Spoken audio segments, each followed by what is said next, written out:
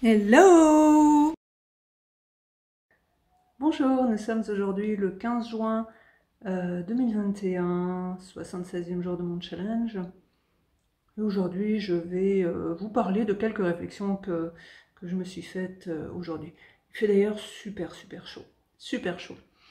Je dirais enfin, c'est très agréable de sortir. Bon, en tant que bon français, évidemment, on se plaint, mais franchement, c'est génial. Il y a le soleil, tout de suite c'est ambiance vacances, c'est fabuleux. En fait, euh, le point de départ de mes réflexions, c'était un article d'un coach assez connu qui parlait de 3 points communs qu'ont tous les milliardaires, millionnaires, enfin bon, tous les gens qui, soi-disant, ont réussi. Alors, ces 3 points communs sont le fait que ces personnes lisent au moins 30 minutes par jour, qu'ils font de la méditation et qu'ils font du sport. Alors, sur le principe, je m'interroge. Alors, si jamais il y a des millionnaires ou des milliardaires qui atterrissent sur cette vidéo, merci de la commenter et me dire si effectivement vous avez cette routine. Mais en ce qui me concerne, j'ai quand même des doutes. J'avoue que je reconnais que je suis presque convaincue qu'effectivement, ils ont pour routine de lire une demi-heure minimum par jour. Après, effectivement, tout dépend des lectures. Je veux dire, si et on parle bien évidemment pas des mails, là, on parle de livres, peut-être effectivement de journaux, en tout cas de choses qui font grandir, de choses qui peuvent éventuellement faire travailler notre esprit critique, qui peuvent nous faire voir d'autres points de vue, ou peut-être de la détente, des romans. Mais en tout cas, bien évidemment, là, on ne parle pas de mails de travail. Donc ça, ce point, validé. Ensuite, le fait de faire du sport, ça aussi, j'en suis convaincue. Euh, Après, là où j'ai des doutes, en fait, c'est sur la méditation. Parce qu'en fait, je connais pas de millionnaires ou de milliardaires, mais bon, je connais quand même pas mal de personnes avec un certain niveau social et bon, peut-être c'est le point qui leur manque, mais franchement, ils méditent pas tous. Alors, je me dis que peut-être, et je dis bien peut-être, c'est soit l'un soit l'autre, mais pas l'un et l'autre. Mais bon, après tout, pourquoi pas? Mais je reconnais que, évidemment, il y a d'énormes bienfaits dans la méditation, comme il y a d'énormes bienfaits dans le sport. Maintenant, faire du sport, il faut avoir du temps, il faut avoir le physique, il faut avoir l'énergie, il faut avoir l'envie, il faut avoir... Et cependant, je comprends que toutes ces personnes qui ont un certain niveau s'entretiennent. Et c'est super important. D'ailleurs, quel que soit le niveau, c'est pas la peine d'être hyper super riche pour faire du sport. On devrait tous avoir une routine sportive. On devrait tous faire bouger notre corps. Quelque part, notre corps, c'est notre véhicule. C'est le véhicule de notre âme. C'est ce qui nous permet de passer sur cette terre. C'est ce qui nous permet de marcher, d'avancer, de connaître un tas d'expériences. Donc ce corps, on devrait vraiment y faire attention. Et le sport devrait faire partie de notre hygiène de vie. Mais ceci dit, de la même façon que la méditation. Maintenant, la méditation, c'est pas à la portée de tout le monde. Alors, bien évidemment, il y a plein de formes de méditation. Mais après, c'est peut-être aussi pour ça que j'avais peut-être un doute sur le fait que ces personnes-là fassent à la fois de la méditation et du sport. Je pense que beaucoup le font effectivement. Mais je pense qu'en fait, ça doit être l'un ou l'autre. Enfin bon, je me trompe peut-être complètement, mais disons que c'était en fait mes réflexions de la journée ou suite à la lecture de cet article en tout cas. Maintenant, euh, je dirais que ces 3 routines devraient être communes quelque part à tout le monde. Pour ma part, en fait, bon, aussi, la raison pour laquelle je réfléchissais à ces points-là, c'est que j'ai une bibliothèque, mais de fou. Je suis envahie par les livres. Alors, je me suis laissée envahir, on est bien d'accord. Les livres, en fait, quelque part, il y a des moments, j'ai l'impression que c'est comme d'autres objets, ou même des fois les fringues ou les chaussures, on se laisse envahir dans le sens ça pourra toujours servir. Alors le ça pourra toujours servir pour un livre, c'est ah oui, non mais je vais le relire, parce que c'était un livre qui était superbe, et puis finalement on l'empile parce que, ben, sincèrement, on veut le relire. Et j'ai plein de livres dans ma bibliothèque que j'espère relire. Mais là, je vois ces bibliothèques, parce que bien évidemment j'empile les endroits où ranger les livres que je cumule depuis des années, pour pas dire des dizaines d'années, et, à un moment je me dis qu'il faut que je fasse quelque chose. Et donc il faut que je fasse quelque chose, il se trouve que bah, justement j'ai un petit peu rangé, et j'ai trouvé des livres en double. Parce que, bien évidemment, alors je sais pas si je suis la seule dans ce cas, mais bon, comme moi j'aime un auteur, je vais relire un deuxième bouquin. Si le deuxième bouquin confirme ben, mes premières impressions, et ben, je vais acheter toute la collection.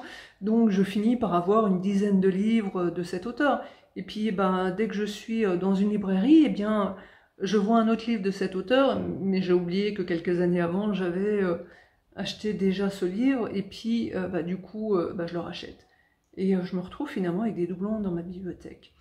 Donc, j'ai quand même décidé de remédier à ça, parce que ben, finalement, ça fait du volume, ça prend de la place. Alors c'est cool, bon, j'habite en province, donc effectivement, je peux me permettre d'empiler, mais quand même, je trouve ça étouffant. Donc, eh bien, j'ai cédé à l'attrait du numérique. Alors, j'en suis pas fière, parce que je reconnais quand même que rien de tel qu'un bouquin. Par contre, quand je pars, bah, soit en déplacement, soit en week-end, soit enfin, quelque part en vacances, je me retrouve à ne pas être capable de faire un choix entre plusieurs livres. Je me dis, ouais, ça y est, je vais avoir le temps, alors j'en prends 3, j'en prends 4. Bah, c'est du poids. C'est du poids, c'est du volume dans la valise. Et je me dis, mais c'est pas possible. Donc, il y a déjà cette situation, et puis bah, il y a tous ces livres qui s'accumulent au pied du lit, dans les bibliothèques, enfin de partout, et je me sens envahie. Et quelque part, je finis par trouver ça quasiment étouffant, parce que faut faire le rangement, faut faire la poussière, faut... Donc bah voilà, j'ai cédé au numérique. Alors du coup, j'ai acheté enfin on connaît, hein, c'est la liseuse, et franchement, pour moi, c'était presque une révélation. Alors déjà, c'est génial parce que bah, vous pouvez stocker mais des centaines de livres dans un tout petit espace. Ça, c'est magique, c'est magnifique. C'est super léger, donc bah, on peut l'avoir en tant que femme dans son sac à main. Alors dans la valise, n'en parlons pas. Alors du coup, je trouve ça mais vraiment, vraiment magique. Alors j'avais essayé une autre méthode juste avant. J'avais essayé les livres audio. Alors les livres audio, par contre, enfin, ça me convient pas du tout. Peut-être parce que je suis plus visuelle qu'auditive, parce que bah, je trouve jamais le temps finalement d'écouter des livres, parce qu'effectivement il y a plein de temps mort. J'ai déjà tellement d'audio à droite à gauche que je dois écouter, donc en plus écouter des livres, j'ai du mal, alors que j'aime beaucoup par exemple aussi lire juste avant de m'endormir. Et là je me vois pas écouter un livre, je préfère le lire. Donc bah, finalement la liseuse correspond beaucoup plus à mon rythme de vie, à ma façon de voir les choses, à ma façon de lire. Puis alors c'est vrai qu'on peut agrandir les caractères, c'est lumineux, donc même quand il commence à faire un peu nuit, ben on peut lire sans déranger les autres.